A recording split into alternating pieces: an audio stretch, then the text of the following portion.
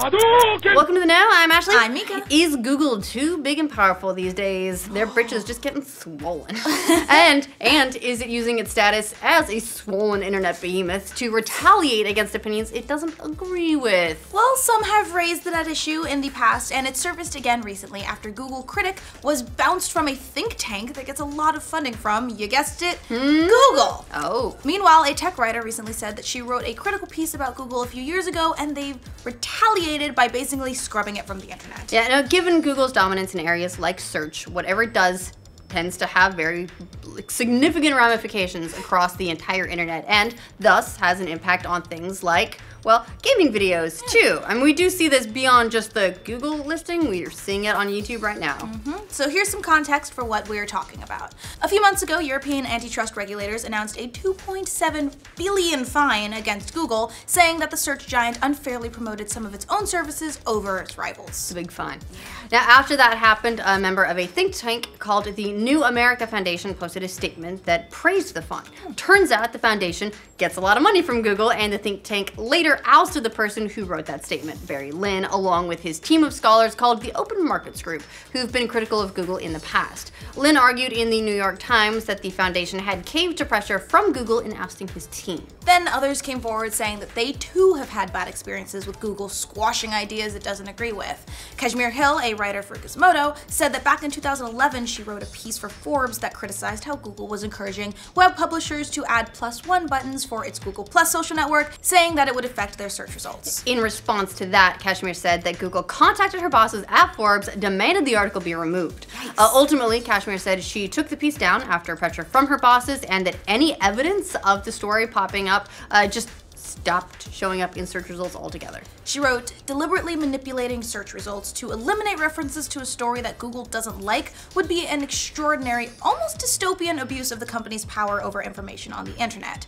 I don't have any hard evidence to prove that that's what Google did in this instance, but it's part of why this episode has haunted me for years. The story Google didn't want people to read swiftly became impossible to find through Google. Now, for their part, Google said they asked Forbes to remove the story because it was not reported responsibly.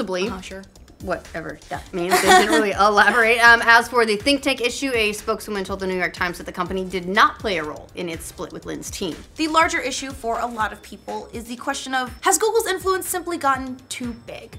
This might not sound like it has anything to do with video games, but well, not on the surface. There's a lot of things, like the tractor thing that said, can you repair your own stuff? It doesn't seem on the surface like it has anything to do with video games, but ultimately a lot of these things do tie together and lead back. Exactly, and we've definitely seen how decisions it makes with its subsidiary YouTube can have a huge ramification in the world of gaming videos. Yeah, like for example, remember the whole demonetization issue. A few months back, lots of advertisers pulled support for the service after their ads appeared next to controversial subject matter and extremist content on YouTube.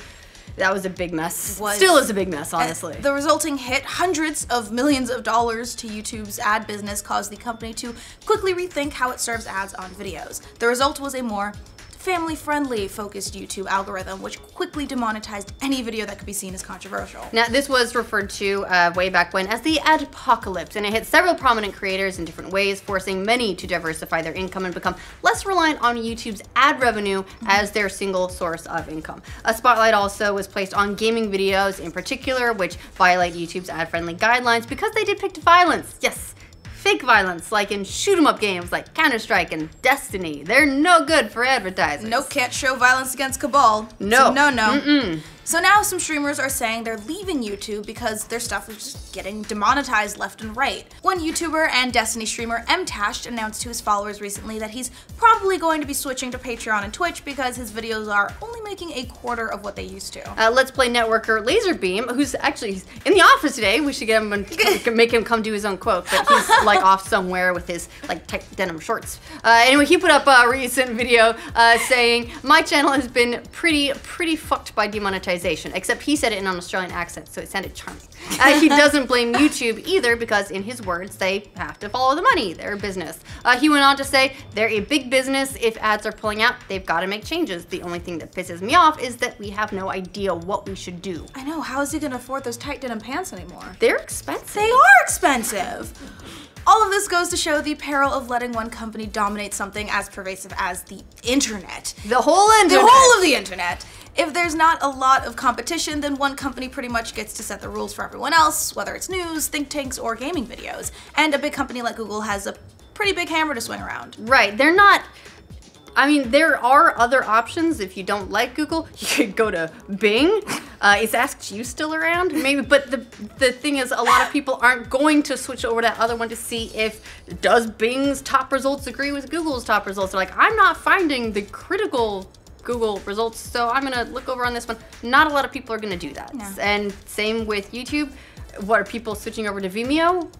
Not for the most part. So, and you know, until people leave in a big way, they have all the influence and they are doing what they want. And sometimes it's not always consumer friendly. Nope.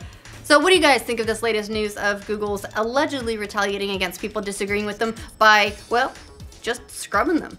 Do you think there's any truth to it? Let us know in the comments. And for all of your internet news, whether or not it includes Google, but let's be honest, it probably does because Google owns us all, be sure to like this video and subscribe to the now. Cool. We have done it. Destiny. Destiny time. Yeah. Do a little eyebrow, do a little squish. Squish. Squish. It's so squishy. It's cute. They're doing such good work. A few months ago, European antitrust